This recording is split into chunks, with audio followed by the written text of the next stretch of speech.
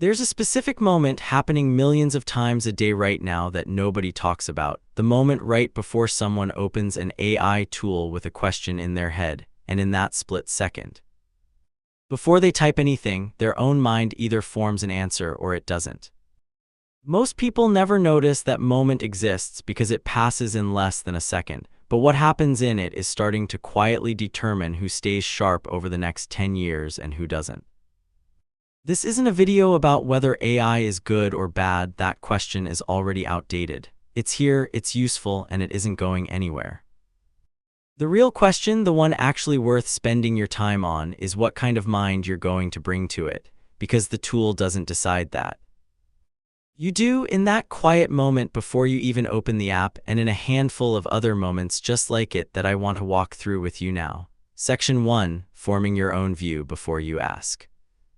The single most important habit in this entire era is deceptively simple, and almost nobody practices it consistently.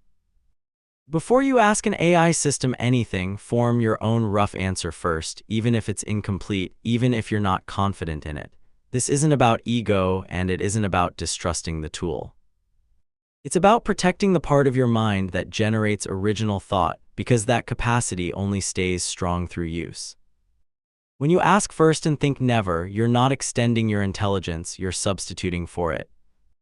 And the substitution feels invisible because the final answer you receive still looks like something you arrived at. It didn't. What actually happens to people who skip this step consistently is subtle at first. They start noticing a small delay before they can state an opinion on anything. A reflexive urge to check before they think rather than think before they check. Over months, that delay grows until forming an independent judgment starts to feel effortful in a way it never used to. The people who stay sharp are the ones who treat their own rough draft as sacred, formed first, checked second, revised only after their own thinking has had a real turn at the wheel.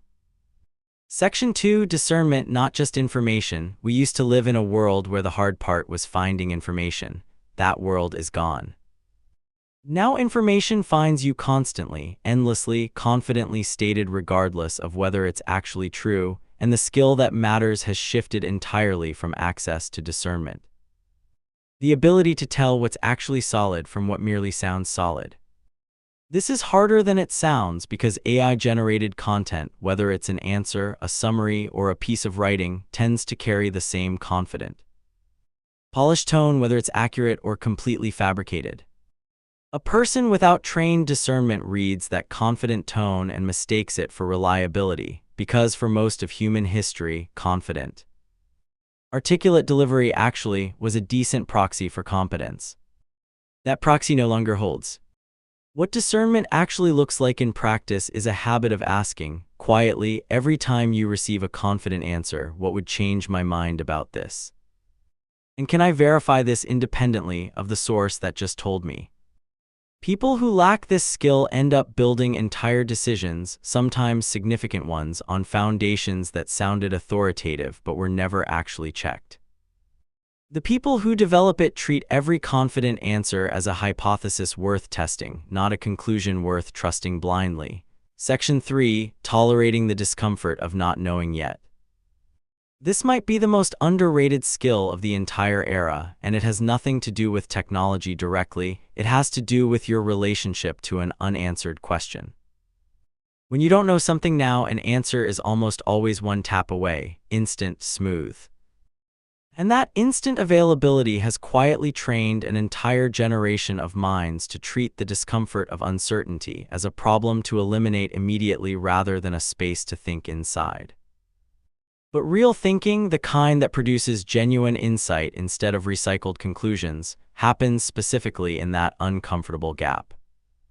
The place where you don't have the answer yet and you're forced to sit with the question, turn it over, notice angles you wouldn't have noticed if the answer had arrived instantly. People who have lost their tolerance for that gap reach for an outsourced answer the second discomfort appears, and in doing so, they skip the exact process that would have made them smarter, not just more informed. This shows up in real moments constantly, in a difficult conversation where someone reaches for their phone instead of sitting with their own uncertain feelings about what to say. In a work problem where someone accepts the first generated solution instead of wrestling with 2 or 3 of their own first. Rebuilding this tolerance is uncomfortable and completely learnable, and it might be the single most valuable thing you can practice right now. Section 4. Knowing what you actually want. Here's a danger that's easy to miss because it doesn't look like a danger at all. AI systems are extraordinarily good at helping you get what you want efficiently, quickly, with remarkably little friction. But they cannot tell you what you should actually want in the first place, and if you haven't done that work yourself, something else will quietly fill the gap. Whatever goal happens to be easiest to optimize for, whatever the tool assumes you meant, whatever the loudest cultural signal around you suggests you should be chasing. A person with unclear values handed a powerful tool for achieving goals doesn't end up more fulfilled, they just end up further down a path they never consciously chose. Faster than they would have gotten there on their own. This is why the deeper, slower work of knowing your actual values, what genuinely matters to you underneath the noise of what you're supposed to want, has become more urgent, not less. In an era of powerful optimization tools, the tool will happily help you build the wrong life more efficiently if you never do the work of defining the right one. Knowing what you want isn't a soft, secondary skill anymore. It's the steering wheel that determines whether all this new capability takes you somewhere worth going. Section 5. Protecting deep, uninterrupted attention. Every one of these tools competes for the same finite resource, your attention. And the quality of your thinking is directly tied to how much of that attention you can sustain on a single problem without fragmenting it. This has become genuinely difficult, not because you lack discipline, but because the environment around you is specifically engineered to interrupt sustained focus in favor of quick, frequent engagement. What gets lost when attention stays fragmented isn't just productivity. It's the specific kind of thinking that only happens after 20 or 30 minutes of uninterrupted engagement with a hard problem. The connections and insights that never arrive in the first 5 minutes, only after the mind has settled deeply enough to actually work. People who never protect blocks of genuinely undistracted time end up permanently operating at the shallow end of their own thinking capacity. Capable but never quite reaching what they're actually capable of.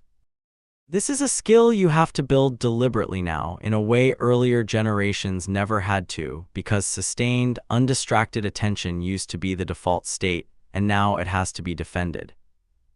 Actively, as if it were something valuable enough to protect, because it is. Section 6. Staying the author, not the editor, of your own life. This last one ties everything together, and it's the difference between using these tools to author your life and slowly becoming the editor of a life something else is drafting for you. An author starts with their own intention and uses tools to execute it more effectively. An editor starts with whatever's already been generated and simply approves, adjusts, or rejects it. The shift from author to editor happens so gradually that most people never notice the moment it occurred. They're still making choices, still clicking accept or reject, but the initial direction, the actual authorship of what they're building their life toward, quietly transferred to something else along the way. Staying the author requires the other 5 skills we've just walked through working together: your own rough draft formed first, real discernment about what's actually true, tolerance for the uncertainty that produces original thought, clarity about what you actually want, and protected attention deep enough to think it all the way through. Skip any one of them consistently, and you drift, almost imperceptibly, from author toward editor, still busy, still productive, but slowly working from someone else's first draft instead of your own. Closing, none of this requires you to reject these tools or to prove some point about human superiority over a machine. That's not what any of this has ever been about.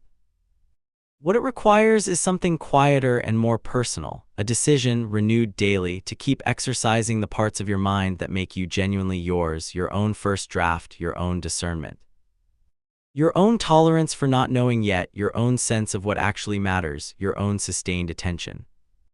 The tools will keep getting more capable. That trajectory isn't slowing down for anyone, but capability was never the thing at risk here. What's at risk is whether you remain the one doing the thinking, or whether thinking quietly becomes something that happens to you instead of something you do. That choice doesn't get made once in some dramatic moment you'll remember later. It gets made in the small, quiet instant before you reach for an answer over and over every single day for the rest of your life.